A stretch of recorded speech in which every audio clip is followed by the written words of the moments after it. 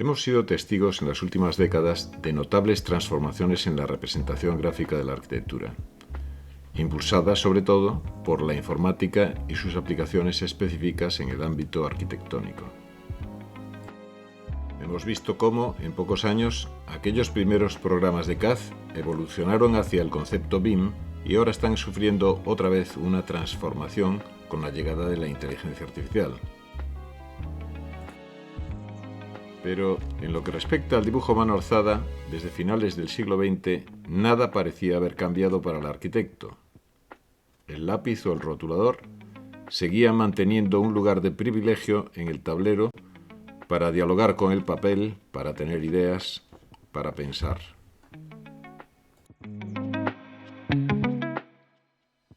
En los años 80, ordenadores como el Commodore Amiga o el Macintosh, que estaban más inclinados que los clónicos de IBM a la interacción con el usuario, permitían, aunque con muchas limitaciones, ciertos experimentos gráficos. Todos conocemos programas como el Paint, el Paintbrush, el Dr. Halo y muchos otros, que partiendo de una matriz de puntos en la pantalla, cada píxel podía rellenarse con el color de una restringida paleta.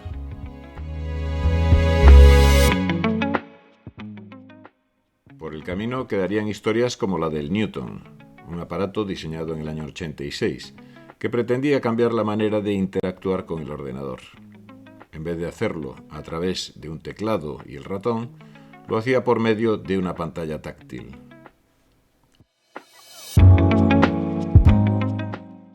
Tuvimos que esperar más de 25 años para que todo esto empezara a tener cierto sentido. Las limitaciones técnicas de aquel momento eran básicamente la escasa potencia de los ordenadores que teníamos a nuestra disposición, también la tarjeta gráfica, los procesadores y además, y seguramente más importante, la reducida resolución de las pantallas, lo que daba como resultado unas imágenes muy pixeladas.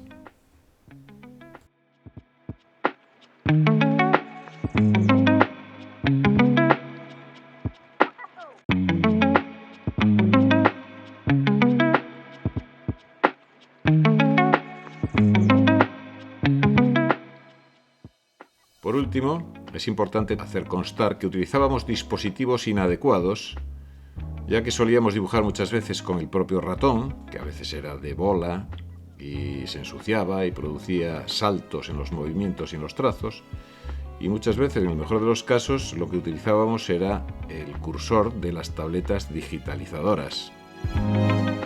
Y en muy contadas ocasiones teníamos o disponíamos de lo que llamábamos stylus, que eran lo más parecido a los lápices digitales que tenemos hoy en día.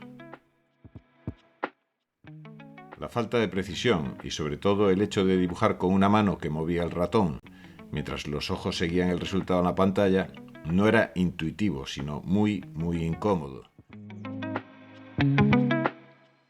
Aún así, para un dibujante, lo más frustrante no era tanto todo lo ya comentado, como la lentitud de los propios ordenadores al ejecutar cualquier comando, y no digamos ya al grabarlos. Al dibujar siempre había un muy molesto tiempo de espera desde que hacías el trazo hasta que lo veías en la pantalla. Y por otra parte teníamos la limitación de las impresoras matriciales, que eran en blanco y negro, y que implicaban que aunque el resultado final se diese por aceptable en la pantalla, no se podría extraer con calidad a no ser que hiciéramos fotografía de la pantalla con una cámara de fotos en aquel momento analógica todavía. Incluso en los primeros años del siglo XXI, la falta de sincronización entre la pantalla y la mano permanecía presente, aunque ya los dibujantes manejaran el lápiz electrónico como durante siglos habían utilizado las plumas y los lápices.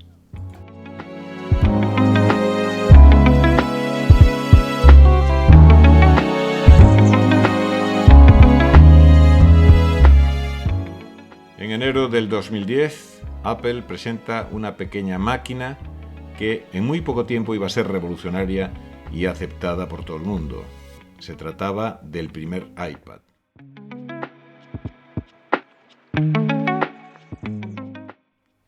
El El usuario medio tardó en reconocer las ventajas de estos nuevos aparatos frente a los ordenadores portátiles.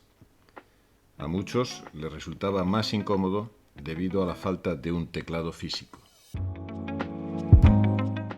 De todas formas, a los dibujantes enseguida les interesó debido a la aparición de aplicaciones específicas de dibujo que ofrecían nuevas posibilidades y además eran gratis algunas o muy asequibles en comparación con los programas de ordenador.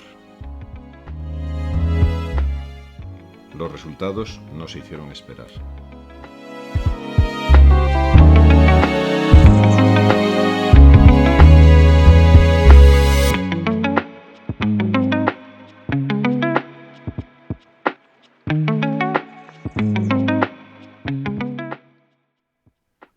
En entornos profesionales muy determinados, como podían ser los dibujantes de cómic, los animadores o algún tipo de diseñador, también se desarrollaron grandes tabletas híbridas entre digitalizadoras y pantallas, aunque su tamaño, su precio, su peso y el software específico provocaron que se tratase de un producto poco extendido.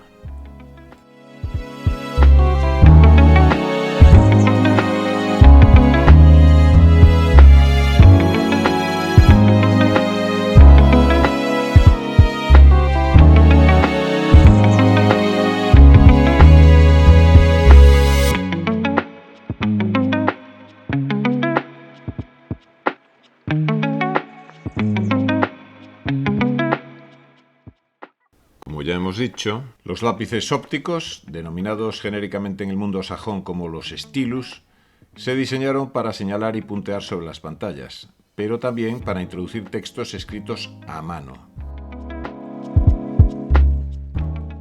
La tecnología de las tabletas iPad era diferente a las de marcas como Samsung, que era en aquel momento su principal competidor.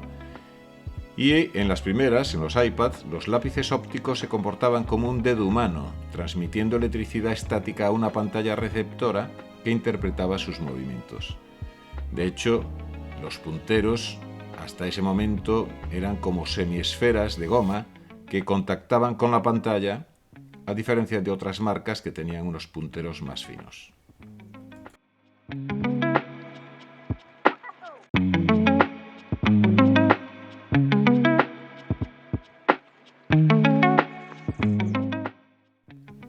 Todo esto volvió a cambiar cuando Apple presenta, años después, el iPad Pro y el Apple Pencil. La importante mejora en las tarjetas gráficas supuso que las retículas iniciales con pocos puntos y colores se pasara a otras mucho más densas, sin que los dibujos deban limitarse ya a técnicas con tintas planas. A partir de ese momento, unas mejor que otras, todas las aplicaciones de dibujo para tabletas simulan plumas, lápices de colores, acuarelas, ceras, rotuladores, gouaches, aerógrafos. A pesar de que no existe la aplicación perfecta, una combinación de varias puede resolver la mayoría de las necesidades, teniendo en cuenta además que las mejoras son incesantes.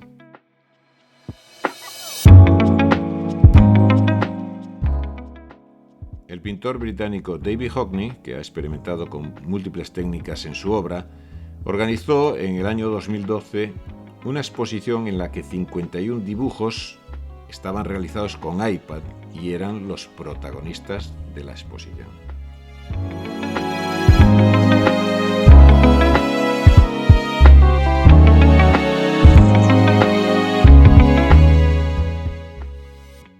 El dibujo digital no es más que otra herramienta al alcance del dibujante. Al igual que herramientas gráficas como el lápiz, la pluma o el pincel no son autónomas, en las tabletas la capacidad artística del dibujante se transmite directamente a la pantalla como antes se transmitía al papel o al lienzo. Las ventajas son evidentes: facilidad de uso, portabilidad, corrección inmediata de errores, superposición de capas, tratamientos variados de color, inmediatez para compartir trabajos, etc.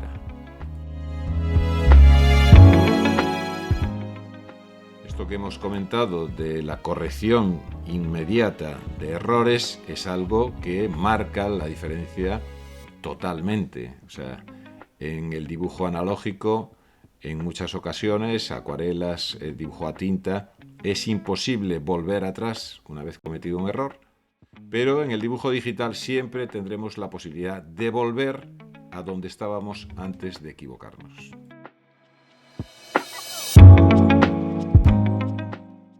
Hay otra característica importante que no se puede olvidar para el dibujante. El dibujar sobre una pantalla da una suavidad al trazo que muchas veces es como dibujar a lápiz sobre una mesa de mármol o dibujar con un rotulador sobre el cristal. Esto hace que a gente le parezca muy adecuado y le guste, y haya gente que cuando está haciendo trabajos digitales le coloque unos filtros de plástico rugosos encima de la pantalla para conseguir una sensación parecida a la que tenía cuando dibujaba en el papel. Estos nuevos dispositivos no solo aportan una nueva herramienta, sino una nueva forma de dibujar o una técnica de dibujo que seguramente fascinará a muchos y provocará el rechazo de otros. Pero además lo que hace es que trastoca, como comentábamos, con la posibilidad de retocar algún error, trastocan el concepto de linealidad. Los inconvenientes, por otra parte, están relacionados casi con el fetichismo que existe acerca de la obra original, que es única y, por tanto, se puede comercializar.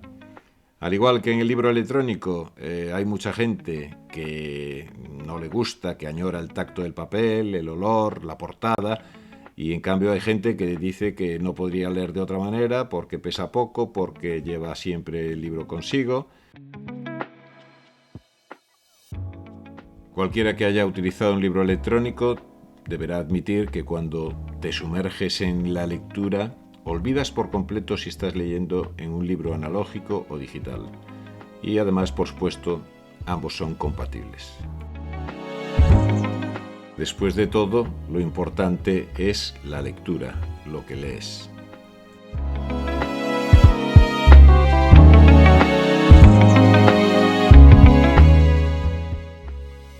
Los dibujos en tabletas digitales se relacionarían en cierto modo con la fotografía. La repetición sin límite de la obra no impide el reconocimiento artístico del trabajo del fotógrafo, cuya obra original se registraba antes en el negativo y ahora en el captador de su máquina digital. De la misma forma, el interés de un dibujo digital debería valorarse por sí mismo sin considerar la posible repetición del resultado.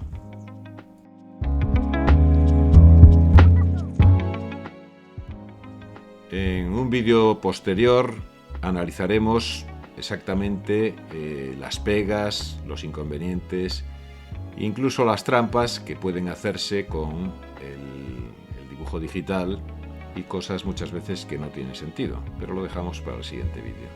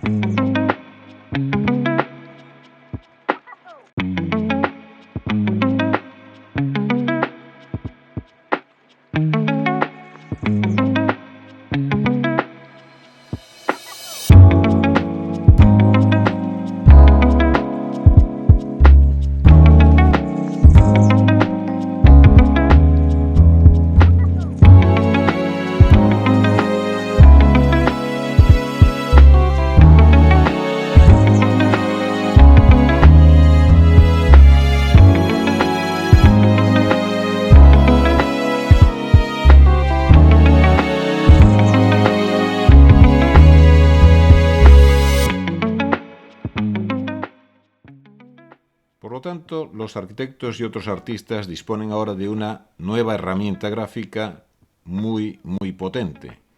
El ejercicio constante del dibujo sobre el papel o sobre la tablet, hacer mano, como se decía antiguamente, redundará en la mejora continua de un dibujante que, si quiere, puede volver en cualquier momento a las técnicas tradicionales o, en todo caso, compatibilizarlas con las digitales.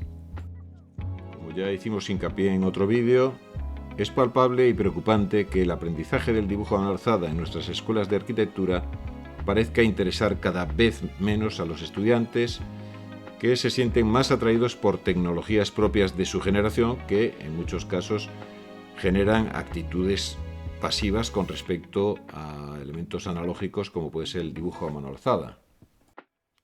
En este caso, el dibujo con tableta gráfica podría ser también un buen método complementario para el aprendizaje, un ejercicio docente para estimular el dibujo entre los estudiantes para que pierdan el miedo a ese papel en blanco y para soltar poco a poco una mano que después debería seguir su propio camino, dibujando sobre cualquier soporte o técnica.